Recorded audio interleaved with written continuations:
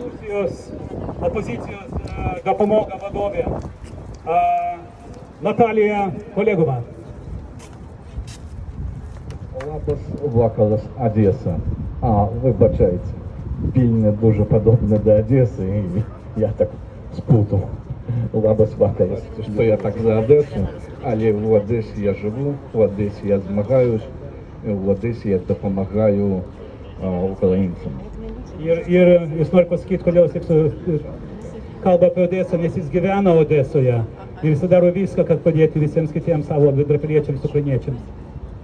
Я казав, що там шмат націй, але Білорусь така стоїть, магчима совка, бо доброохотників білоруських знати шмат, чим інших.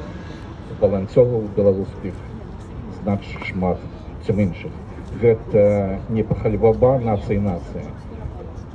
Гэта, я сейчас скажу не за сябе, я сейчас скажу за тых беларусаў, якія засталіся ў Украіне. Такія словы: нам адключаць святло, мы запалім свечкі і будзем змагацца. Нам адключаць цяпло, мы запалим печки и будем змагаться. Не дадут нам зброю, мы будем змагаться палками. Я заезжаю у замок до Колеховой отпочить и поспать у тишине. Часто вспоминаю наших и воялов, и волонтеров, які засталися в Одесі.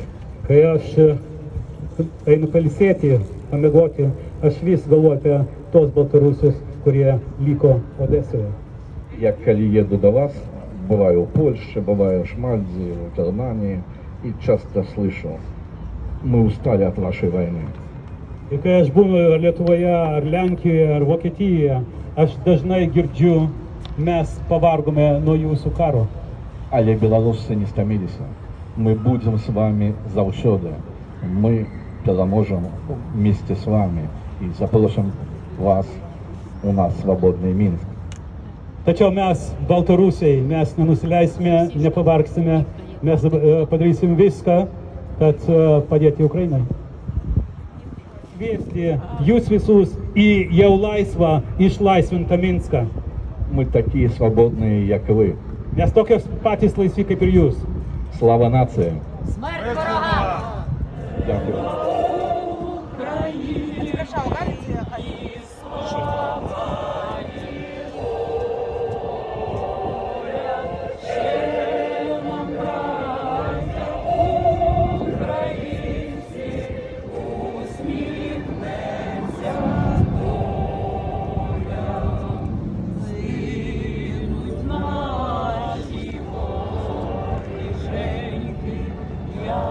Rosa na sonci,